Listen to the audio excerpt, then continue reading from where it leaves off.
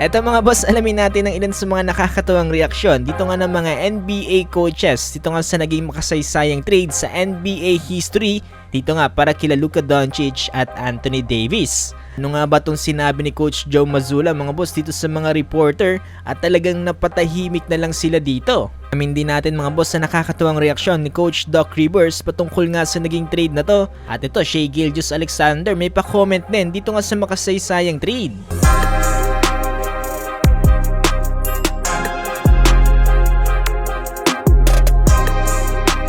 So, rekta na kagad tayo mga boss no dito sa naging komento ni Coach Joe Mazzulla. Tapos kasi naging laban ngayon ng Boston Celtics kontra nga dito sa Philadelphia 76ers kung saan tinalo dito ng Boston ng 76ers sa final score ng 118-110.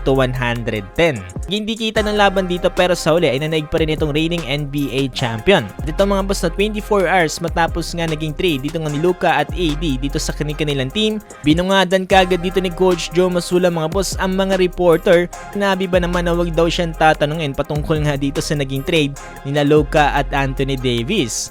Questions? Don't ask about the trades. I don't really care.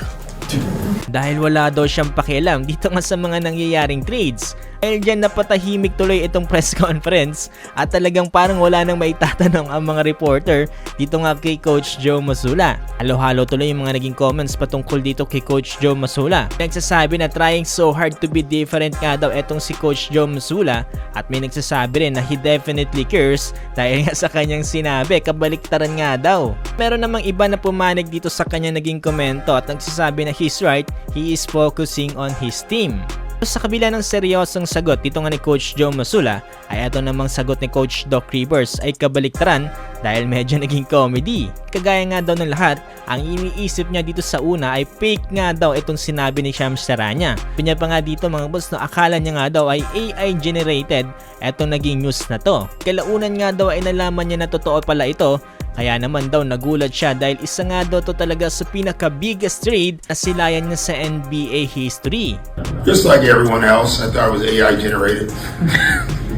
And then I found out it was real, so that's about it. I mean, it's just a shocking trade.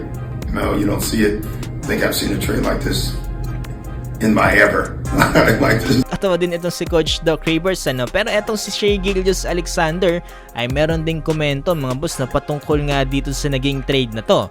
Ayon nga dito kay SGA ay hindi na nga daw siya nagugulat sa mga trades na nangyayari kagaya na lamang dito kila Luka at AD. Dahil sa kanya nga daw personally ay na-experience niya na to dito sa kanyang career dahil na-drop nga daw siya bilang 11th overall pick dito nga na Charlotte Hornets nitong 2018 NBA draft ay inaakala niya na dito na siya maglalaro ng kanyang first game. The night of the draft mga boss no ay na-trade din siya pala papunta nga sa Los Angeles Clippers. Dito nga niya hinubog ang kanyang rookie year bago nga siya mapunta ngayon dito sa kanyang team na OKC Thunder nitong July 2019. So ngayon tignan nyo naman mga boss yung ginagawa na SGA para dito sa OKC Thunder na ang franchise player dito ng OKC. Kaya naman hindi na nga daw nagagulat etong si SGA sa mga ganitong trades dahil mismo nga daw siya ay na-experience na to. Pahabol mga boss no kahit nga mismo si Stephen Curry ay hindi rin makapaniwala dito sa naging trade at hindi niya nga din daw alam kung ano ang kanyang magiging reaksyon. Kung good nga ba daw to o bad para sa kanila.